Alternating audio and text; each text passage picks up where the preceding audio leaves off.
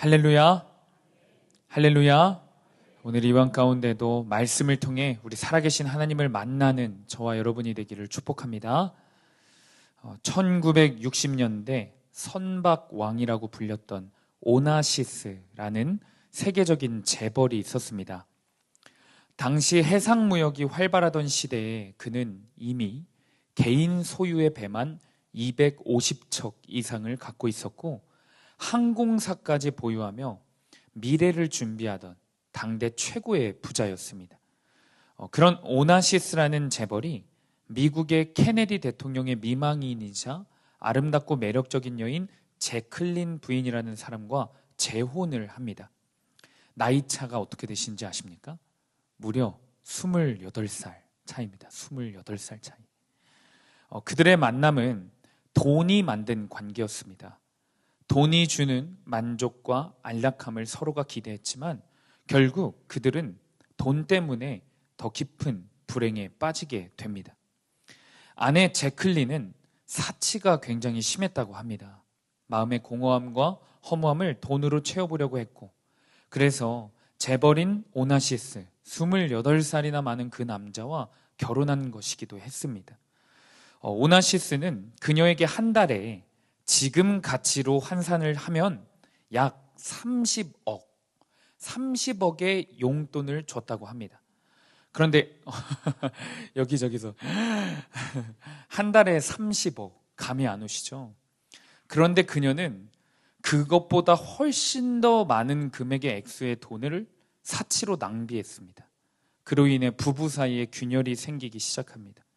결국 이 두 사람은 돈 때문에 끊임없이 다투고 돈 때문에 상처를 주고 받습니다.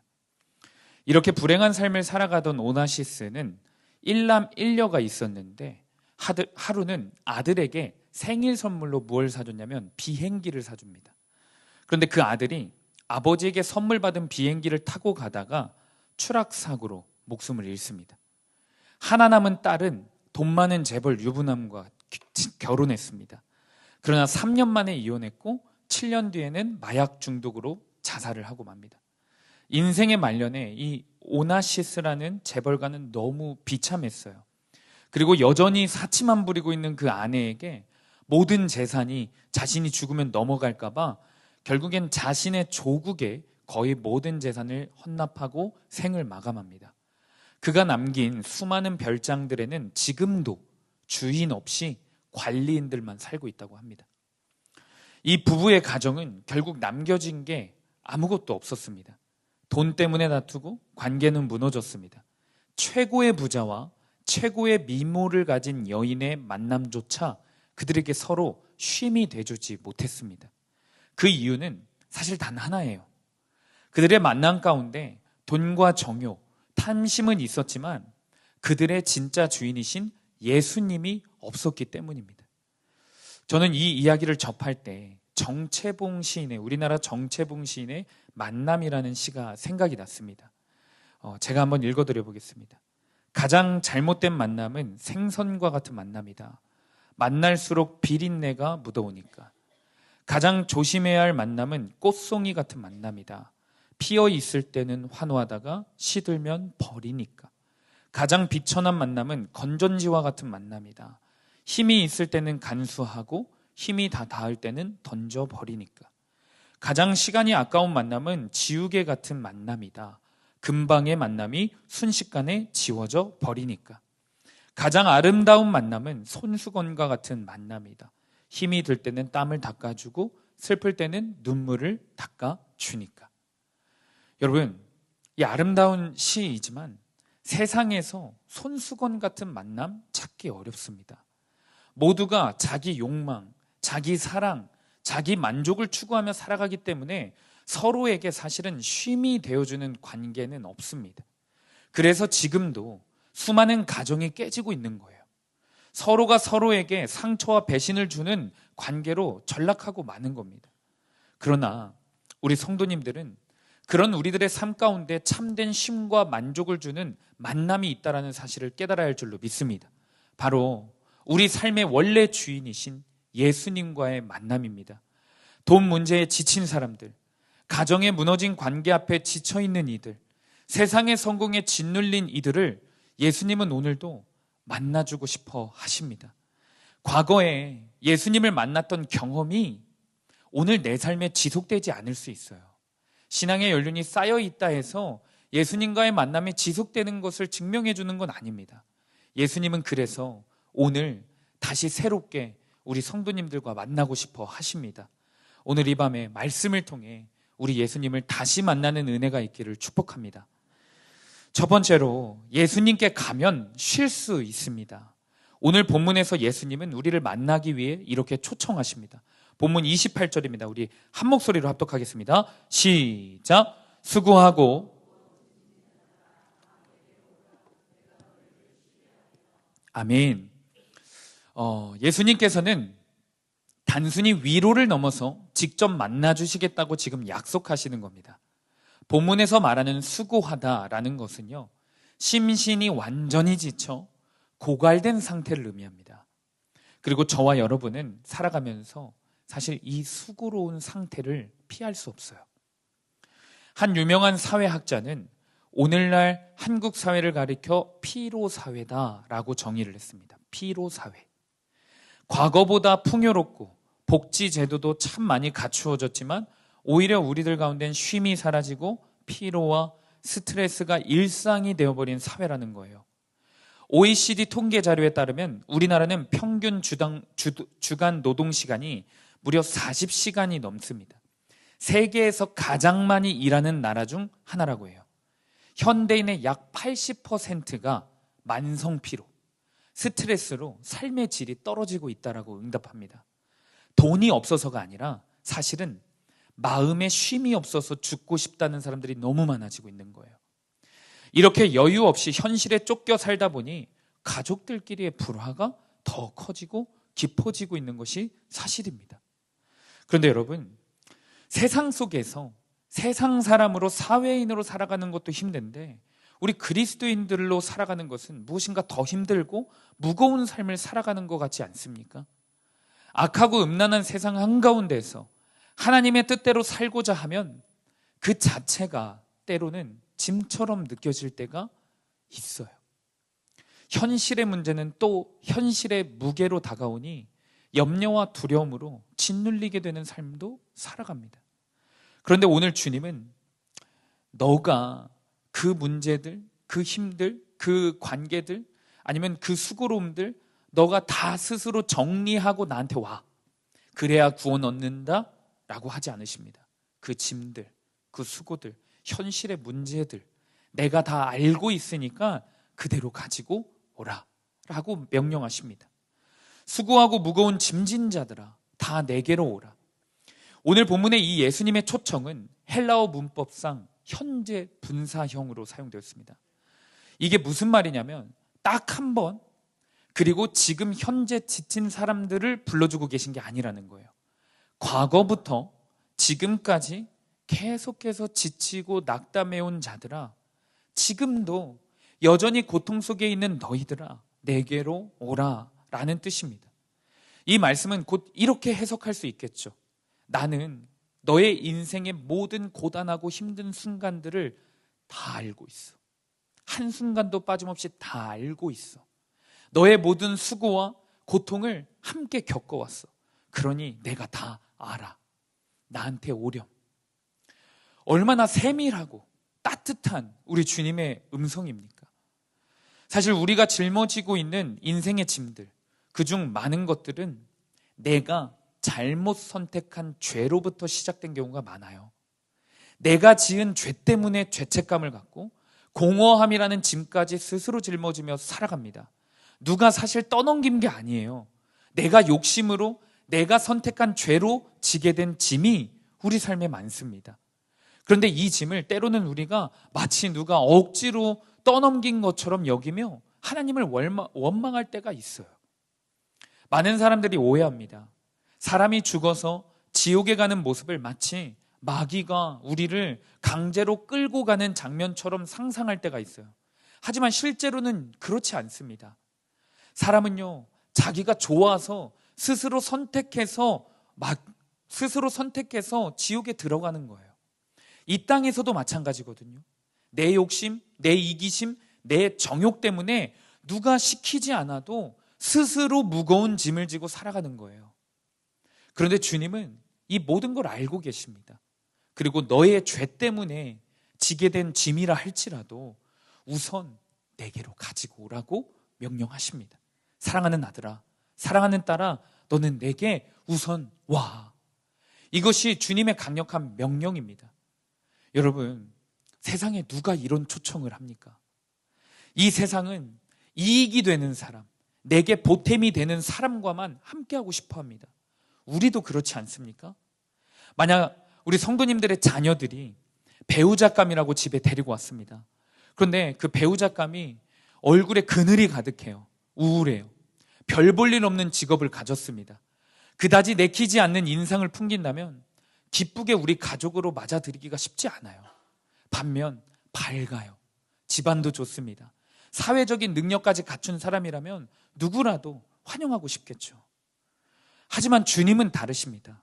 수고하고 무거운 짐진 자들, 인생의 죄의 흔적들, 상처의 흔적들 가득한 자들까지 강력하게 초청하고 계시는 겁니다.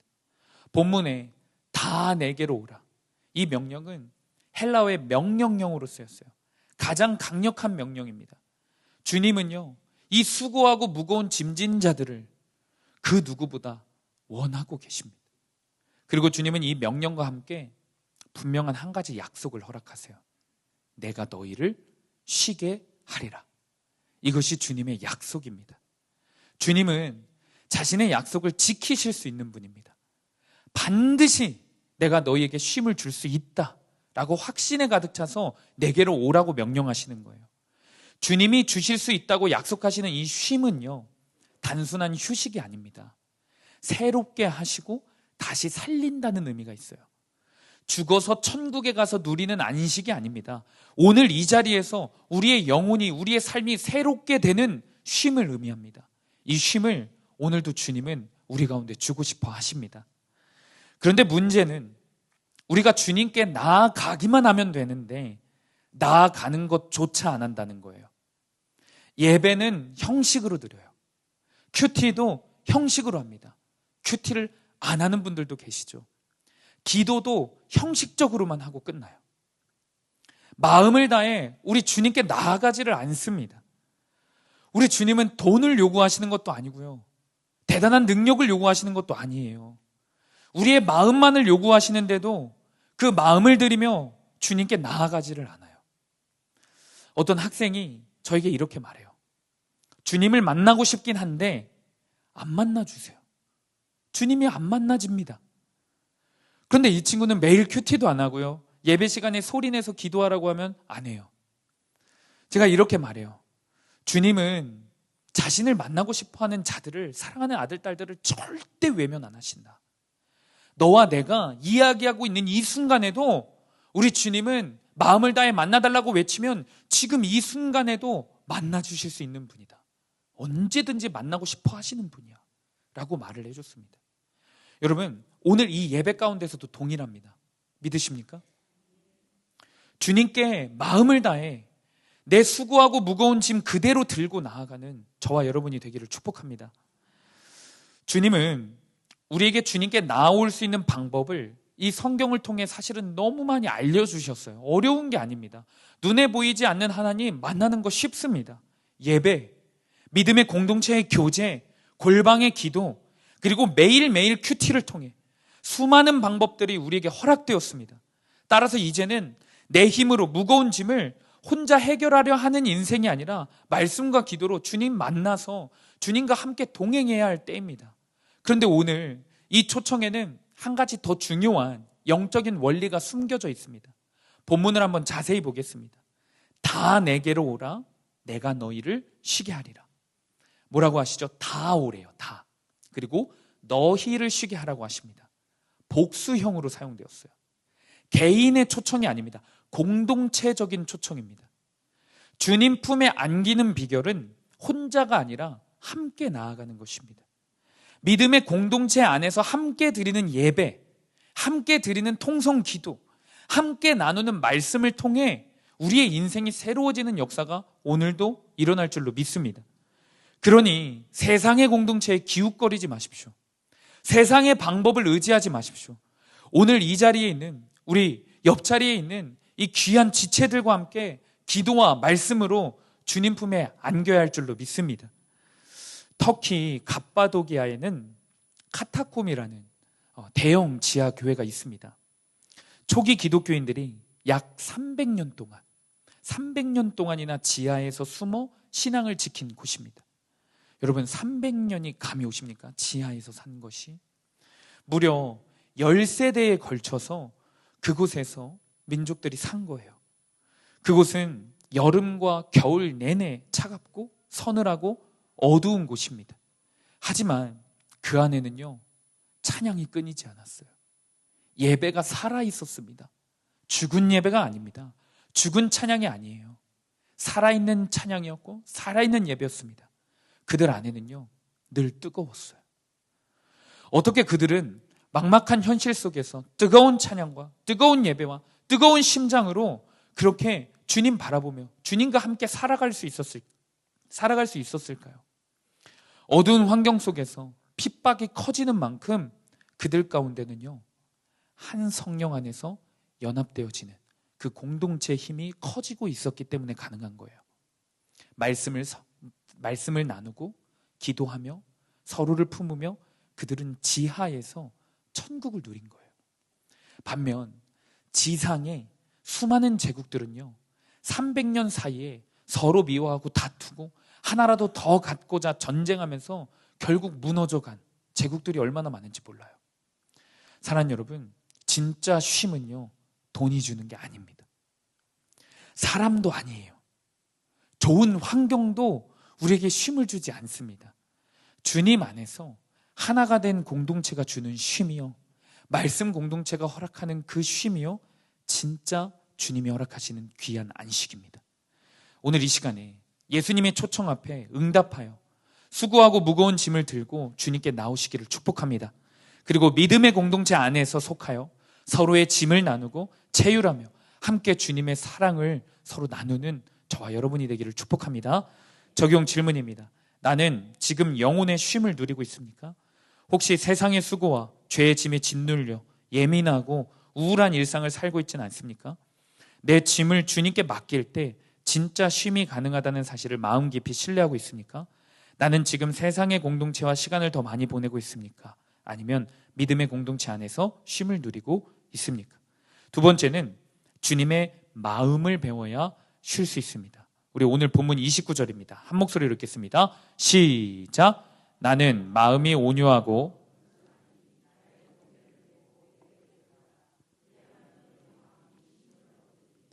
아멘.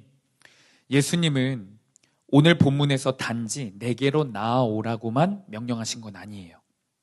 따라서 우리도 주님께 나아가는 것으로만 끝나면 안 됩니다.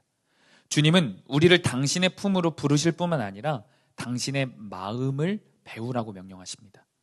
신앙의 본질은요, 단순히 교회에 나오는 게 아니라 주님의 마음을 배워가는 여정입니다. 많은 성도님들이 공동체 안에 있지만, 예배도 드리지만 여전히 주님의 마음은 모른 채 무거운 짐을 지며 신앙생활을 이어나가고 있어요. 예배를 드려도 우리 삶 가운데 쉼이 없는 이유는요, 주님의 마음을 배우지 못해서예요. 오늘 우리가 주님의 마음을 배워야 할 주님의 마음은 무엇이냐면 바로 온유와 겸손입니다.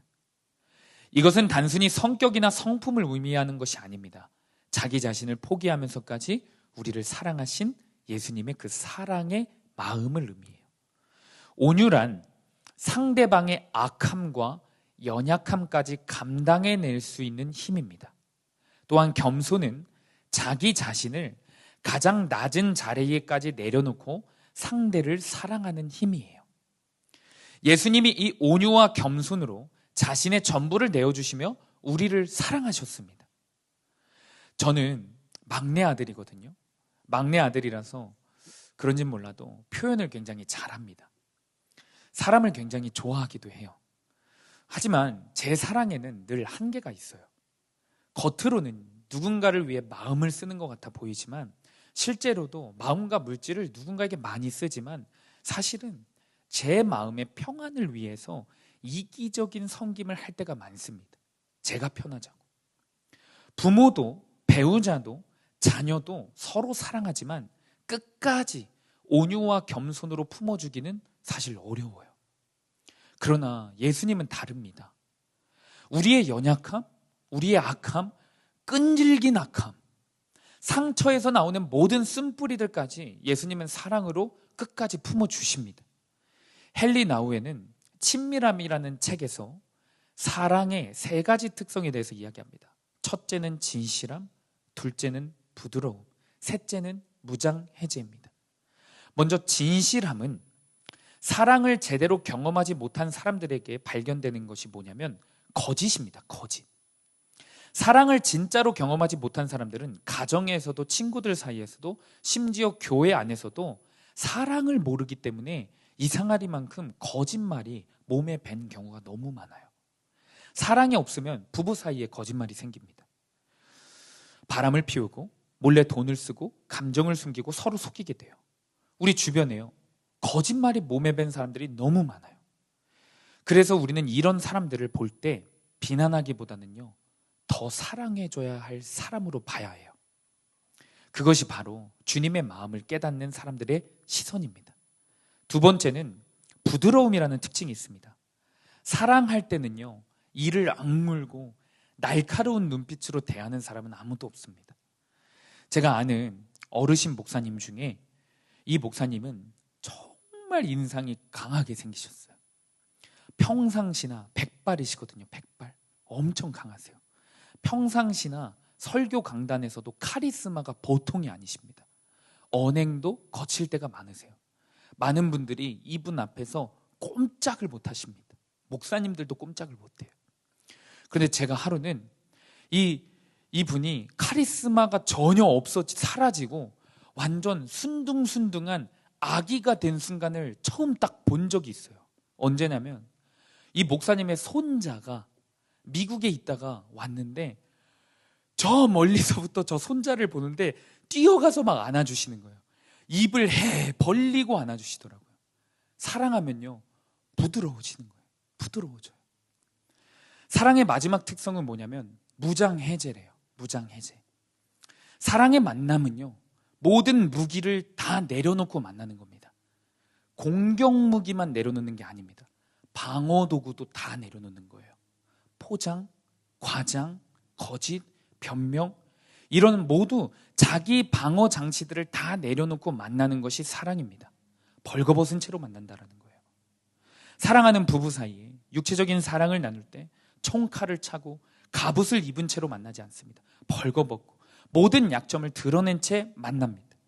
그런데 여러분, 이 사랑의 3가지 특성을 예수님께서 우리에게 전부 보여주셨어요. 전부 보여주셨습니다. 특히 3번째 무장해제. 예수님은요, 십자가 도상에서 발가벗겨진 채 죽으셨어요. 우리는 종종 십자가에서 예수님이 죽으셨을 때 영화에서 보는 것처럼 그래도 예수님이 무엇인가를 걸치고 계신 모습을 기억해요. 그러나 예수님은요, 실제로 맨몸 발가벗겨진 상태에서 그 수치와 모욕을 다 당하셨습니다. 이것이 당신의 전부를 보여주시고 당신의 전부를 내어주신 예수님의 사랑입니다. 예수님의 이 사랑을 우리가 받았습니다. 제가 받았고 우리 성도님들이 받았습니다. 이 사랑을 깨달아야 진짜 쉼이 시작되는 거예요. 온유와 겸손으로 나를 먼저 품어주신 주님을 만날 때 우리의 표정이 바뀌는 겁니다. 우리의 마음에 여유가 생기는 거예요. 가난하고 상처가 많아도 상관없어요. 여전히 현실은 고단해도 상관없습니다. 든든한 내 편 예수님, 나를 위해 모든 것을 버리신 예수님, 그 예수님이 나와 함께 하신다는 이 믿음으로, 여전히 나를 사랑하신다는 이 믿음으로 우리는 다른 사람을 품는 힘까지 생기는 거예요. 주님의 마음을 배운다라는 것은요, 성경 지식을 쌓는 것을 의미하지 않습니다. 교리를 배우는 것도 아니에요. 예수님이 나를 죽기까지 사랑하셨다는 이 진리를, 단순한 진리를 실제로 경험하는 겁니다. 성경도 교리도 모두 그 사랑을 증언하는 기록일 뿐입니다. 이 사랑을 깨달은 자만이 자신의 짐을 주님께 맡길 수 있습니다. 그리고 더 나아가 다른 사람의 짐까지 안아줄 수 있는 온유와 겸손을 갖춘 사람이 되는 겁니다. 매번 우리가 자신의 인생에 쩔쩔매던 그 사람이 사람은 믿을 대상이 아니야 라고 말은 하지만 이 사람 저 사람 또다시 의지하려고 사람에 매여 있는 그 사람이 이제는 예수님과 함께 동행하며 많은 수고하고 다른 무거운 짐진 자들을 품을 수 있게 되는 거예요. 그러니 우리는 모여서 무엇을 해야겠습니까? 세상 이야기 해야겠습니까? 자식들 자랑해야겠습니까? 우리는 모여서 말씀과 기도를 통해 예수님의 사랑을 묵상하고 예수님의 사랑이 실제가 되도록 간절히 기도해야 할 줄로 믿습니다. 사랑이 없으면 변화될 수 없어요. 사랑이 없으면 나도 우리 가족도 살 수 없습니다. 어느 한 지역에 두 아들을 둔 부부가 있습니다. 어느 날 큰 아들이 갑자기 저녁에 배가 아프다고 하는 거예요. 근데 아버지는 밤이 너무 늦었다고 하면서 아침에 좀만 참고 아침에 병원을 가자라고 했습니다. 그러나 그날 밤에 아이의 상태는 급속히 악화가 되었습니다. 아침에 병원에 도착했을 땐 이미 맹장이 다 터져서 온 장기에 심각하게 퍼져서 복막염이 되고 수술도 제대로 받지 못한 채 결국 세상을 떠났습니다. 그 후 아버지는 자책감에 빠져 술 없이는 살게 되었어요. 알코올 중독으로 직장도 잃고 말았습니다. 어머니는 부부 사이가 완전히 깨어진 그 고통 속에서 화병으로 세상을 결국 떠났습니다. 집안이 완전히 풍비박살이 난 거예요. 그 지역에는 이 가족을 둘러싼 여러 소문들이 돌았고 아버지는 하나 남은 둘째 아들을 데리고 멀리 이사를 갔습니다. 오랜 세월이 흐른 뒤 그 지역에 한 젊은 부부가 이사를 오게 되었어요. 그런데 마을 사람들이 알고 보니까 바로 그 집안에 하나 남은 둘째 아들이었던 거예요. 그는 훌륭한 아빠가 되어 너무도 반듯하고 따뜻한 가정을 이룬 겁니다. 사람들이 의아스러워서 물었어요. 아니 어떻게 그렇게 풍비박살난 가정에서 자란 사람이 이렇게 어떻게 건강하게 자라났냐고. 그는 조용히 마을 사람들 앞에서 아버지를 떠올리며 사람들에게 이렇게 말했다고 합니다.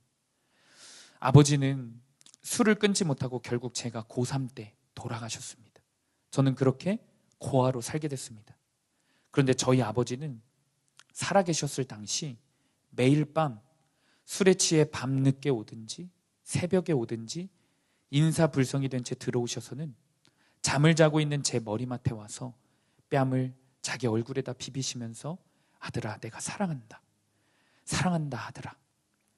그렇게 매일 하루도 빠짐없이 눈물로 저에게 말씀해 주셨습니다. 그 울음이 그 사랑한다는 그 말이 지금까지 제 인생을 붙들어 주셨습니다. 비록 아버지는 고3 때 돌아가셨지만 저를 매일 밤마다 사랑하신다는 그 말은 여전히 제 삶에 남아서 제가 힘들 때마다 저를 지탱해 주었습니다. 이렇게 고백을 하는 거예요. 여러분, 육신의 아버지의 이 사랑한다는 말, 그 말로도 평생을 버틸 수 있는 힘이 되는 겁니다. 우리 하나님께서는 지금도 살아계셔서 매일매일 우리들에게 사랑하신다고 말씀하고 계십니다. 그런데 여러분은 이 음성을 언제 주님 앞에 실제가 되어서 들어보셨습니까? 언제 이 아버지의 사랑이 여러분 마음에 진실로 새겨지셨습니까? 고난과 실패와 상처 한가운데서 수고와 짐에 눌려 허덕이는 사람의 인정에 짓눌려 허덕이는 우리에게 오늘도 주님이 말씀하시는 거예요. 내 아들아, 내 딸아, 사랑한다. 내가 절대 너를 고와 같이 내버려 두지 않는다. 여러분은 현재 어떤 짐을 지고 계십니까? 가정의 짐, 자녀의 짐, 부부관계의 짐, 부모의 짐, 직장의 짐, 실패의 짐, 죄책감의 짐. 그 짐들을 홀로 지고 살아가며 정작 매일 나에게 사랑하신다는 나만 바라보시는 그 주님의 사랑은 깊이 깨닫고 있지 못하지는 않습니까? 오늘 주님의 사랑 앞에, 오늘도 유효한 주님의 그 사랑의 음성 앞에 우리의 짐을 다 내려놓기를 축복합니다. 먼저 그 사랑을 깊이 깨닫고 내가 스스로 짊어진 나의 짐을 내려놓을 때 우리는 그제서야 비로 가족을 품고 사랑의 통로로 쓰임받는 인생이 되는 겁니다. 그 인생이 저와 여러분의 인생이 되기를 축복합니다. 적용 질문입니다. 나를 온유와 겸손으로 끝까지 사랑하시는 예수님의 마음을 진정으로 깨닫고 경험하고 있습니까? 내가 속한 공동체는 서로가 무장 해제할 수 있는 사랑의 공동체입니까? 그 공동체를 만들기 위해 내가 먼저 섬겨야 할 사람은 누구입니까? 결론은 주님의 멍에를 맬 때 쉴 수 있습니다. 우리 오늘 본문 29절에서 30절 말씀 한 목소리로 합독하겠습니다. 시작. 나는 마음이 온유하고 겸손하니 나의 멍에를 메고 내게 배우라. 그리하면 너희 마음이 쉼을 얻으리니 이는 내 멍에는 아멘. 우리는 종종 쉰다라는 것을 아무것도 하지 않고 노는 것이라고 생각할 때가 있어요. 또 짐을 내려놓는다라는 말에는요, 이제 걱정 없이 편하게 살 수 있겠다, 기복적인 기대를 하기도 합니다. 그래서 멍에 자체를 인생 가운데서 다 벗어버리려는 태도를 보입니다. 아무 책임도 없고 아무 고생도 하지 아니하고 자기 마음대로 편안하게 살고 싶은 거죠. 하지만 이런 태도는요, 분명히 기억하셔야 합니다. 또 다른 무너짐의 시작입니다. 예수님께 나와 상처와 고난, 죄와 정욕, 관계의 짐을 다 내려놓는다고 해도요, 다시 세상으로 나아가 자기 뜻대로 살아가면요, 결국 또다시 이전보다 더 큰 세상의 무거운 짐을 지게 될 뿐입니다. 예수님은 오늘 본문에서 끝으로 말씀하세요. 내 멍에를 메고 내게 배우라. 예수님의 이 초청은 단지 무거운 짐을 벗기 위한 것이 아닙니다. 그 짐을 벗은 후 새로운 멍에, 곧 예수님의 멍에를 지는 그 자리까지 나오라는 거예요. 여기서 말하는 멍에는 헬라어로 주고스라는 단어입니다.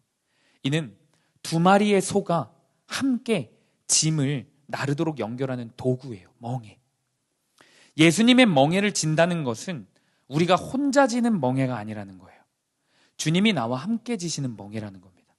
어떤 고난과 어려움, 역경 속에서도 주님이 나와 함께 하시겠다는 약속이기도 한 겁니다. 그래서 이 멍에는요, 기쁨으로 질 수 있는 겁니다. 기쁨으로.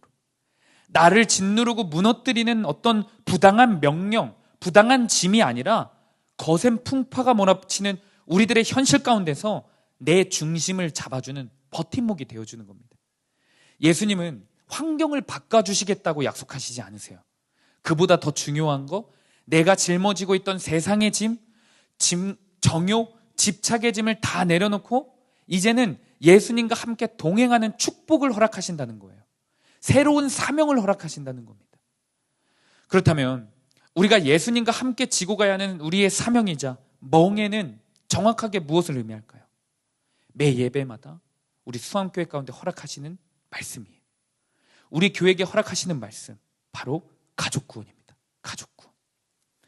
예수님께서 십자가라는 멍에를 메고 저와 여러분을 구원하셨듯이 이제 우리도 주님과 함께 남은 십자가를 지고 가정을 위해, 자녀를 위해, 배우자를 위해 멍에를 지고 걸어가야 합니다. 끝으로 우리는 이 멍에를 지기 위해서 말씀을 배워야 질 수 있는 거예요.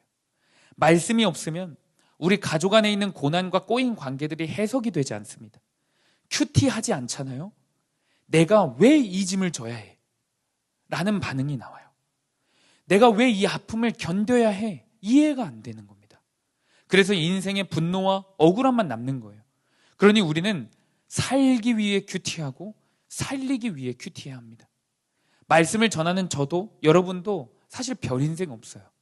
그래도 너무 감사한 사실은 말씀이 우리에게 소망이 된다는 사실입니다. 우리 주님이 오늘도 우리를 사랑하세요. 우리와 함께 하신다는 사실이 분명하다는 것이 우리에게 유일한 소망입니다. 이 사실을 깨닫기 위해서 말씀 앞으로 나아갑니다. 다시 한번 축복하기는 살기 위해 큐티하고 살리기 위해 오늘도 큐티하는 저와 여러분이 되기를 축복합니다. 적용 질문입니다. 나는 지금 주님께 짐을 벗기 위해서만 나아가고 있지는 않습니까? 예수님의 멍에를 함께 매기 위해 나아가고 있습니까? 나는 오늘도 살기 위해, 세상에서 죽어가는 가족을 살리기 위해 큐티하고 있습니까? 말씀 없이 감정과 원망에 이리저리 끌려다니는 삶을 반복하고 있지는 않습니까? 말씀을 맺습니다. 말씀을 정리하면서 극심한 고난 가운데서 인생의 무거운 짐을 주님께 맡겨놓고 예수님의 멍에를 지고 있는 한 젊은 아내 성도의 간증을 나누고 싶습니다. 이 성도님은 우유 배달을 하면서 어렵게 생계를 이어가고 있는 성도님이에요. 남편은 외도로 집을 나간 지 오래였습니다. 그런데 어느 날 이 남편이 어린이날을 맞이해서 아이들의 선물을 사들고 무작정 집에 들어오는 거예요. 진심 어린 사과 한마디 없이 아이들에게만 좋은 아빠인 척 하려는 모습이 너무나 괘씸했고, 생활비도 받지 못했던 채 버텨온 자기 자신이 너무나 비참하게 느껴졌다고 합니다. 지금까지 말씀 공동체 안에서 속해서 큐티하며 잘 지내고 있다고 이 성도님이 생각했대요. 그렇지만 막상 원수 같은 남편이 집에 들어오자 분노와 비참함이 폭발한 거예요. 그런데 그때 이 성도님에게 문득 설교 시간에 들었던 말씀이 떠올랐다고 합니다. 하나님이 아니라 사람에게 무엇을 바라고 사는 것이 결국에 가장 비참한 삶이다. 그 순간 깨달았습니다. 아직도 나는 남편에게 사과를, 생활비를, 책임감을 바라고 있었다라는 것을 깨달은 거예요. 내 믿음의 대상이, 내 의지의 대상이 여전히 하나님이 아니라 남편이었음을 깨닫게 된 거죠. 며칠 후 아이가 아빠를 보고 싶다고 울자 이 아내 성도가 남편에게 연락을 했어요. 남편은 아이만 쏠랑 데리고 나가서 옷도 사주고 다정하게 대했지만 정작 밀린 세금과 빚 이야기에 대해서는 아무 말도 하지 않는 거예요. 이 자매 성도님이 마음이 너무 무너져서 딱 한마디, 밀린 세금에 대해서 운을 띄었다고 합니다.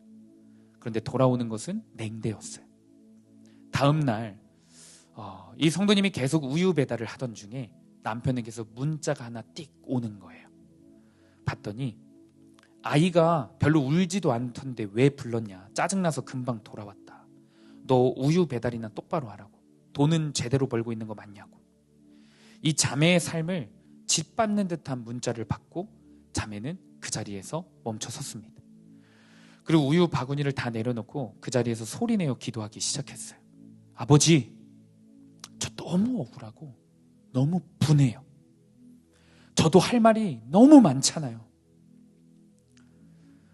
이 자매가 하늘 아버지께 수고하고 무거운 짐을 내려놓을 수 있는 자녀라는 것을 안 거예요. 그래서 다른 사람, 다른 힘을 의지한 게 아니라 하나님께 그 자리에서 부르짖는 겁니다. 하나님께 부르짖는 것이 수치를 면하는 인생이 되는 것을 말씀을 통해 들어왔고, 그래서 하나님께 곧장 그 자리에서 부르짖은 겁니다. 그런데 이 기도 속에서 하나님 아버지의 마음이 이 자매의 마음에 새겨지기 시작했습니다. 사랑하는 딸아, 너는 또 남편에게 기대하고 바라느냐? 기대하지 않아도, 그가 너를 책임지지 않아도 내가 너를 책임진단다. 내가 너를 천국에서 낳았어. 내가 너를 지금까지 키웠어. 이 마음이 딱 드는 거예요. 이 말씀을 마음에 받으니 이 자매가 남편의 그 문자를 보고도 하나도 열받지 않는 거예요. 그래서 분노의 답장을 보내지 않았습니다. 대신 이렇게 보냈다고 합니다. 내가 어제 세금 이야기한 거 미안해요. 당신이 노력하고 있는데 내가 화나게 했어요. 정말 미안해요. 이렇게 사과의 문자를 보냈다고 합니다. 사랑하는 여러분, 이 자매의 삶이 예수님의 멍에를 메고 살아가는 그 단계까지 나아간 삶이에요. 자신의 고통과 짐을 주님께 부르짖음으로 내려놓고 그 자리에서 동시에 원수 같은 남편의 짐까지 짊어지는 사람, 그것이 바로 예수님과 함께 멍에를 지는 사람의 모습입니다. 이런 사람은요, 환경이 바뀌지 않아도 그의 고백이 바뀝니다. 이 고백이 바뀌면 문제를 바라보는, 환경을 바라보는, 원수 같은 남편과 아내와 시어머니를 바라보는 시선이 바뀝니다. 그 시선이 바뀌면 삶은 달라지게 되어 있습니다. 우리는 지금까지 너무 오랫동안 내 짐만 벗기 위해, 내 수고를 덜기 위해서만 예수님을 찾아왔습니다. 예배와 말씀으로 벗겨진 짐과 수고는 사실 우리가 많이 경험했어요. 그런데 정작 주님의 멍에를 매지는 않았습니다. 그래서 우리의 삶은 진정한 하늘의 쉼, 천국의 누림이 이 땅 가운데 없었던 거예요. 오늘 말씀을 통해 저와 여러분이 주님의 멍에를 함께 매는 사람, 주님의 마음을 배워 온유와 겸손으로 못 품을 사람이 없는 그 인생이 되기를 축복합니다. 그때 진정한 쉼과 하늘의 위로가 우리 삶과 믿지 않는 그 가족들에게도 흘러가게 될 줄로 믿습니다. 이 시간 괴로울 때 주님의 얼굴 보라 찬양하며 나아가겠습니다. 우리 시간 두 손을 마음에 손을 얹고 기도합니다. 오늘 붙들고 기도할 말씀은 본문 28절입니다. 수고하고 무거운 짐진 자들아 다 내게로 오라 내가 너희를 쉬게 하리라. 주님의 이 강력한 초청은 오늘도 지속되고 있음을 말씀을 통해 깨닫습니다. 우리 주님은 과거부터 지금까지 내가 이 짐을 스스로 지고 있다는 그 사실을 알고 계십니다. 설령 그 짐이 내가 주님을 배신하고 주님 뜻대로 살지 않고 믿음이 없어서 생긴 짐이라 할지라도 지금이라도 좋으니 지금이라도 괜찮으니 내게 와서 쉬라고 말씀하시는 사랑을 베푸고 계십니다.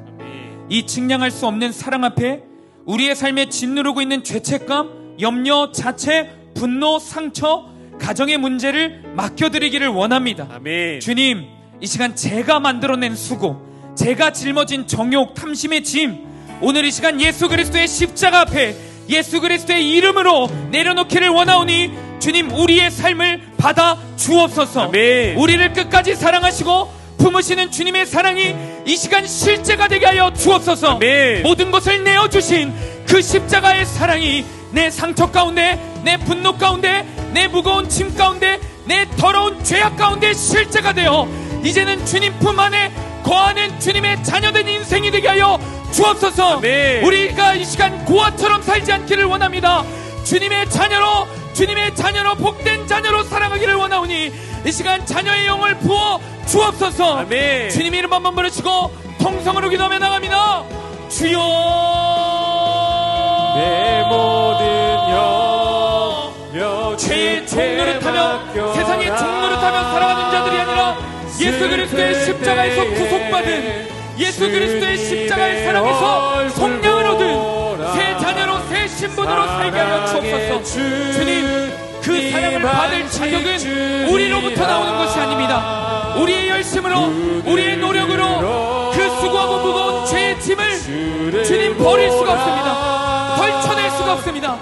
오직 예수 그리스도의 십자가의 사랑만이 나의 무거운 짐과 나의 관계의 문제와 나의 삶에 짓누르고 있는 죄책감과 염려와 자책과 분노와 가정의 수많은 문제들을 주님 그 십자가의 사랑으로만 해결할 수 있사오니 다시 한번 우리가 십자가 밑으로 가서 예수 그리스도를 만나기를 원합니다. 주님 만나고 싶습니다. 주님 그 십자가의 뜨거운 사랑을 오늘 이 밤 가운데 경험하기를 원합니다. 주님 자격이 되어서 받을 수 없는 그 사랑을 증명할 수 없는 그 십자가의 사랑과 은혜를 오늘 이 시간 말씀을 통하여 성령의 은혜로 받기를 원합니다. 주님 전하는 자가 자격이 되어서 듣는 자가 자격이 되어서 그 사랑을 받을 수 있는 게 아닙니다. 그 사랑을 경험할 수 있는 유일한 자격은 주님을 바라보며 주님의 십자가의 사랑을 간구하는 그 목마름인 줄 믿습니다. 주님 이 시간 가운데 십자가에 대한 목마름을 허락하여 주옵소서. 주님을 바라보고 주님을 만나고 싶은 그 목마름을 허락하여 주옵소서. 오 아버지, 오 성령님 이 시간 가운데 주님을 바라보고 주님께 목말라 하는 그 영을 허락하여 주옵소서. 가난한 심령을 허락하여 주옵소서. 세상에 부유하지 않게 하시옵소서. 사람으로 부유하지 않게 하시옵소서. 인정으로 부유하지 않게 하시옵소서. 성령님 이 시간 가운데 가난한 심령을 허락하여 주옵소서.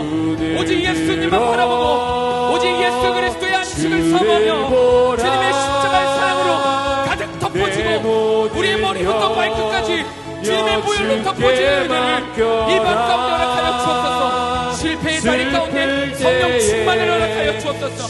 좌절한 가운데 있는 자들에게 성령 충만함을 허락하여 주옵소서.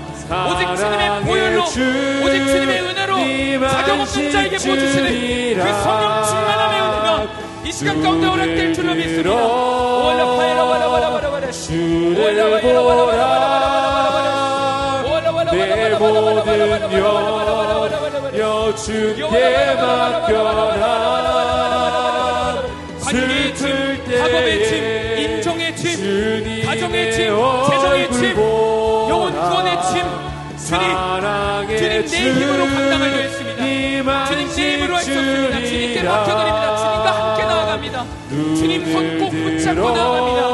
주님요 우리의 손을 붙잡아 주시옵소서. 내 모든 영역 주께 맡겨라. 슬플 때에 주님의 얼굴 보라. 사랑의 주님 안식 주리라.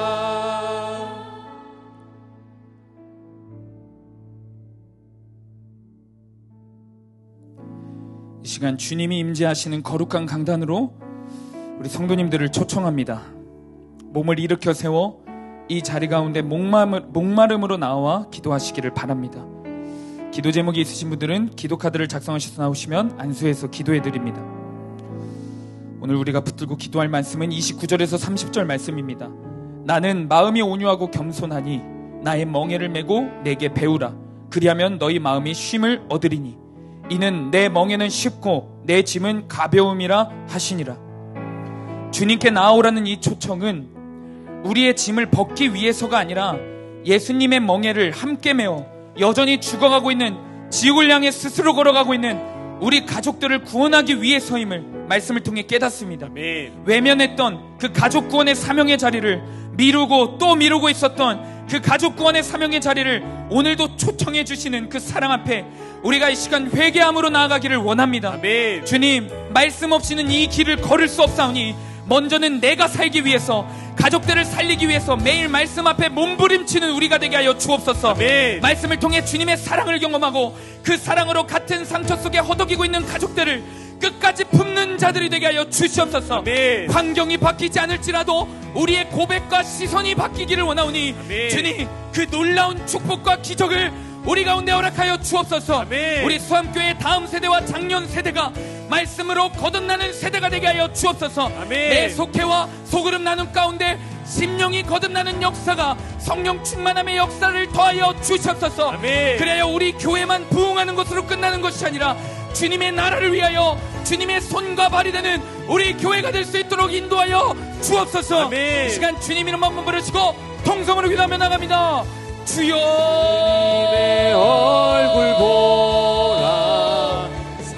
거룩하신 성령이 오늘 이 밤 가운데 성령 충만함으로 임재하여 주옵소서. 주님께 나오라는 초청을 주님, 그저 죄책감거리 수단으로 우리의 무거운 짐만 내려놓고 또다시 세상 가서 죄악을 짓고 내 마음대로 살아가고 말씀 없는 인생으로 살아가는 그 악순환이 끊어지게 하시옵소서. 그 악순환의 고리가 끊어지게 하시옵소서. 이제는 주님의 멍에를 보고 배우는 주님 우리가 될 수 있도록 인도하여 주시옵소서. 그 악순환의 고리가 성령의 검, 말씀의 검으로 끊어지게 하시옵소서. 주님, 이제는 주님의 멍에를 함께 지고 살아가는 것이 얼마나 큰 축복이고 주님이 24시간 동안 우리를 불꽃 같은 눈동자로 바라보시는 그 놀라운 동행의 축복을 부담이 아니라 내 생명으로 여기기를 원합니다. 주님, 그 훈련을 즐거워하게 하시고 주님과 함께 멍에를 지는 삶 가운데서 기쁨과 참된 안식을 얻게 하셨소서. 참된 힘을 얻게 하셨소서. 돈이 우리에게 힘을 주는 것이 아닙니다. 관계가 우리에게 힘을 주는 것이 아닙니다. 세상의 성공이 우리에게 힘을 주는 것이 아닙니다. 오직 예수 그리스도와 함께 할 때, 오직 예수 그리스도의 보혈로 덮어질 때, 성령 충만함으로 주님과 동행할 때, 그때 우리가 참된 회복을 경험하고 참된 힘을 경험할 수 있사오니 성령님이 시간 가운데 주님과 동행하는 축복을 허락하여 주옵소서.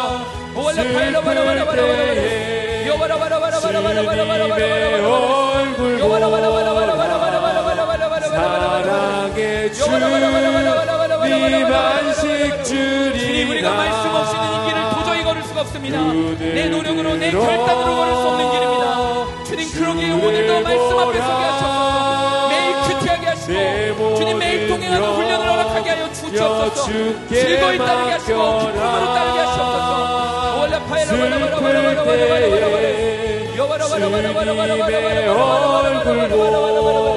환경이 바뀌지 않을지라도 우리의 고백이 바뀌게 하시고 우리의 시선이 바뀌게 하시옵소서. 주님과 동행하기에 우리가 바라보는 것이 달라집니다. 우리가 생각하는 것이 달라집니다. 우리가 고백하는 것이 달라집니다. 우리가 선택하는 것이 달라집니다. 주님의 은혜를 붙잡습니다. 주님의 심정을 주께 붙잡습니다. 맡겨라. 주님의 마음을 붙잡습니다. 말씀을 통하여 그 삶이 훈련되게 하시옵소서. 오 거룩하신 주님의 얼굴 보라. 사랑의 주님 안식 주리라.